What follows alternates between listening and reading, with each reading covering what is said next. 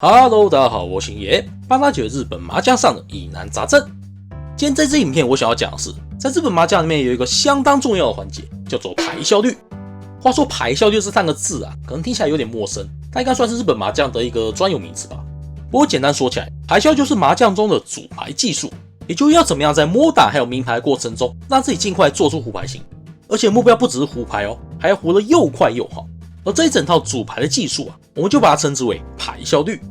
其实牌效率的概念啊，在其他的麻将里面都有，但在日本麻将里面，我们会特别重视牌效率这个东西，因为很多时候我们是不能或是不想随便明牌的。一来会怕没有意可能胡不了，二来如果我们用门清状态做到胡牌的话，通常点数都会比明牌的时候更高。而这一点导致我们在游戏中常常只能依靠自己摸到的牌来前进。在这样的情况下，你的牌效率做得好不好，会造成很大的影响。毕竟我们能使用的资源已经变少，要是利用资源的效率还提不上来的话，那恐怕只能把砍成胡牌喽。话又说回来，牌效率是一个还蛮大的主题，而且要的话也是可以钻研到很深的。我这边打算只讲基本的东西，不过就算是这样，内容还是有点多啦，所以我预计会分成3到4回吧，我也不确定，来向大家好好介绍一下这些基本牌效率的概念。那我们开始喽。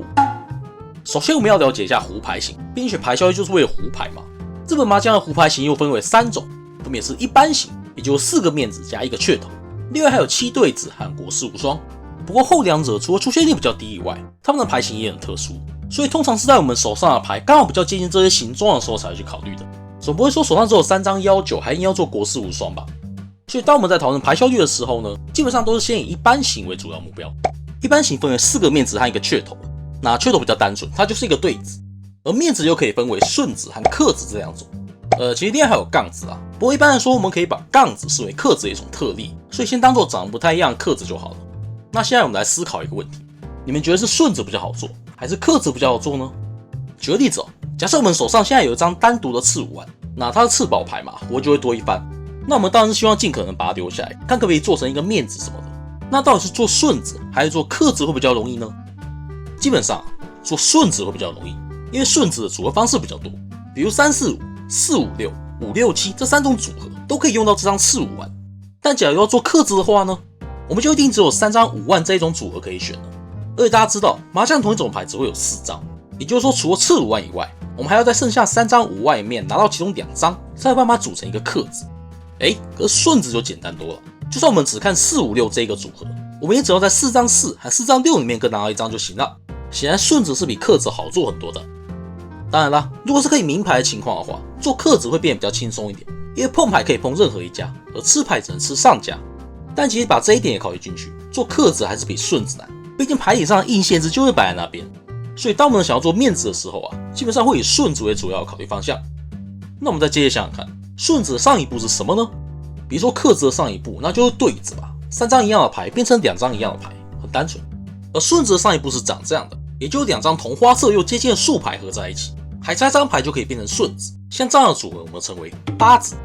搭子又可以分为3种，边张就像12、89这种相连但是靠在数字边缘的搭子，比如89万只有近7万才可以变成顺子，毕竟麻将没有10万这种东西嘛。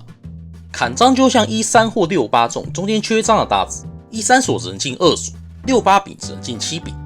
而两面就像23、67这种相连又会在中间的搭子，这是搭子里面最好的一种，因为它的两边都可以进牌。比如23万这种两面搭子，不管是进1万还是4万都可以变成顺子，两边各有4张，所以总共有8张牌可以进，比边张和砍张的搭子强很多。当然实际牌桌上的情境不会那么单纯啦，比如有一些我们要的牌已经被打到河底了，那剩下的张数当然就会变少，也可能有一些牌在别人手上，我们也不知道。但我们可以先透过理想化的情境来学习，并总是要先学会计算题，再帮忙解开应用题嘛。总之在搭子里面，两面是最好的一种，这一点大家一定要记得，因为接下来真的有很多概念都是从两面去衍生出来的。比如说边张和砍张这2种搭子啊，表面上看起来他们都只能进1种竖牌，那两边的价值是不是一样呢？其实有差的哦。比如13砍张啊，它除了可以进2直接变成面子以外，假如我们进4的话，还可以打1转成两面搭子，那这样就很开心啦，2和5都可以进牌了。可像边张12啊，除了直接进3变成面子以外，它完全没有办法直接转成两面，只能先进4变成砍张，然后再进5才可以变成两面。虽然砍张和边张可以进的牌是一样多的，但是砍张更有机会转成比较优秀的两面搭子，所以就牌效率来说呢，砍张的价值会比边张更高一点。另外同样是砍张搭子啊，位置靠中间的砍章又会比靠边的砍章稍微好一点。比如说4-6砍章，不管是进3还是进7都可以变成两面，但6-8砍章只有进5才可以变两面。总和来说呢，大致的价值顺序大概是两面远大于砍章，而砍章又大于边章。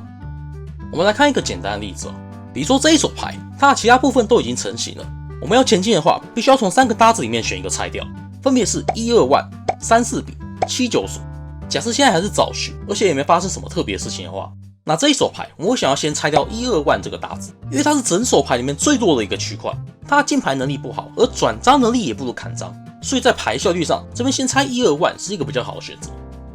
那我们搭子差不多讲完了，现在我们更进一步想想看，顺子的上一步是搭子，那搭子的上一步是什么呢？就是单张的竖牌啦。我们知道麻将的竖牌有万柄所占的花色，而每个花色都有1到9的数字。假如我们手上现在有一张1的单张竖牌，我们要怎么让它前进呢？只要想办法拿到另一张1旁边的同样竖牌就行了。比如拿到另一张1的话，就会变成对子；拿到2的话呢，就会变成1-2，也就是一个边章搭子；拿到3的话，会变成1-3，也就是一个砍章搭子。那拿到4的话又怎么样呢？不会怎么样，因为1和4之间是没办法形成搭子的，它们离得太远了。而5以后的竖牌也是一样的道理，所以当我们手上有单张1的时候，有效牌的范围是1到3。那同样的道理当我们手上有单张2的时候，拿到1的话会变成边章，2会变成对子。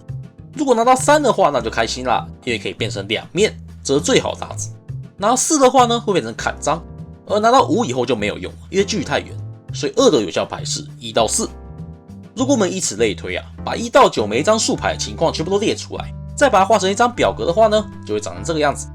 比如我们看一下这个横列的3它就表示如果你手上有单张3的话，拿到1到5都算是有效牌，而且如果拿到2或4的话，还可以组成一个两面搭子。